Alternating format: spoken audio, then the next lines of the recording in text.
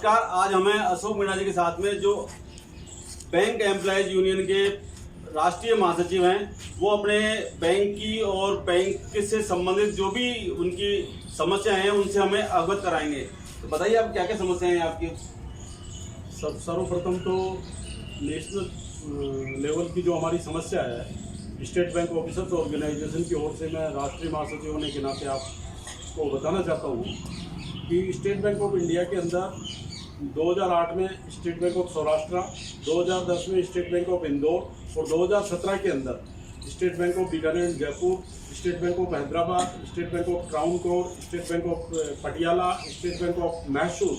का विलय हुआ था। तो 2008 में जो जिन 7 बैंकों का विलय हुआ था उनको पूरे लाभ दे दिए गए। 2010 में जिस बैंक का विलय हुआ था उनको भी पूरे लाभ दे दिए गए। लेकिन जो 1 अप्रैल 2017 में 5 स्टेट बैंक की सहयोगी बैंक, जिसमें SVBJ, SVS, SBP, SBT और SBM का विलय हुआ, उसके 70,000 कर्मचारियों को उनकी कार्य ग्रहण की तिथि से 31 मार्च 2017 तक का जो तीसरा लाभ बैंक कंट्रीब्यूशन अंशदान का था वो नहीं मिला और बैंक के उच्च मैनेजमेंट ने आनंद फानंद में उस लाभ को 1 अप्रैल 2017 से दिया है। जबकि विलय का जो भारत सरकार का नोटिफिकेशन है वो 2008 में भी वही था, 10 में भी वही था और 17 में भी वही था। अक्सर से उसमें किसी कोई शब्द और कंडीशन की अंतर नहीं है, केवल बैंकों के नाम बदले गए हैं। और हमारी बड़ी मांग है जिसको हमने भारत सरकार के सामने वित्त मंत्री महोदय और प्रधानमंत्री महोदय के सामने रख दिया है और वित्त मंत्रालय से इस संदर्भ में बैंकों और बैंकिंग सेक्रेटरी को चिट्ठी भी जारी हो गई है कि ये लाभ में क्या कारण रहा है कि इनको वंचित रखा गया है और ये हमारे साथ 70,000 कर्मचारियों के साथ डिस्क्रिमिनेशन है, जिसका हम सरकार के सामने अपना पक्ष रख रहे हैं। सरकारें समय समय पर निजीकरण और विलय जैसी जो योजनाएं लाती है, उससे आपके कर्मचारी यूनियन के लिए क्या काम करती है कर्मचारी यूनियन आपकी?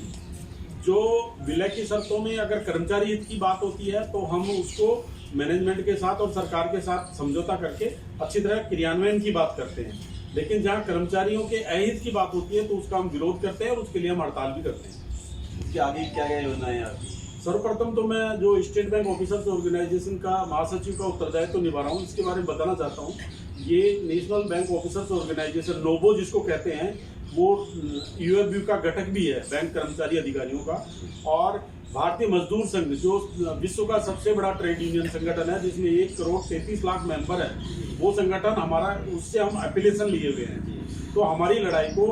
नोबो और भारतीय मजदूर संघ के साथ सरकार के माध्यम से हम लड़ रहे हैं और 70,000 कर्मचारियों को 11,000 करोड़ का जो स्टेट बैंक ऑफ इंडिया के अंदर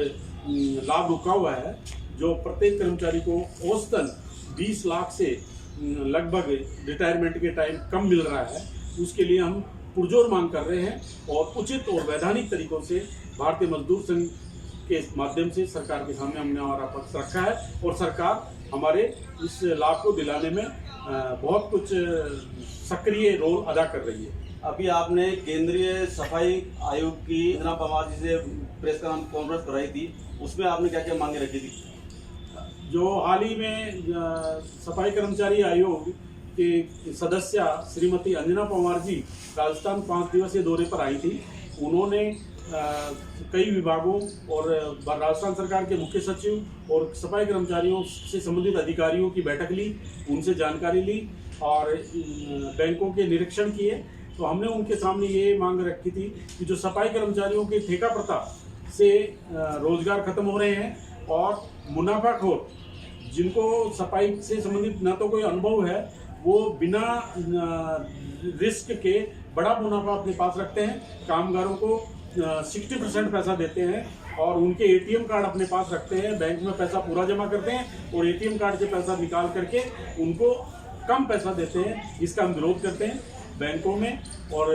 बीमा क्षेत्र में और सरकारी विभागों में नियमित सफाई कर्मचारियों की भर्ती होनी चाहिए। उससे जो निजी इस कार्य को, जो समाज का सबसे कमजोर तबका होता है और कामों में सबसे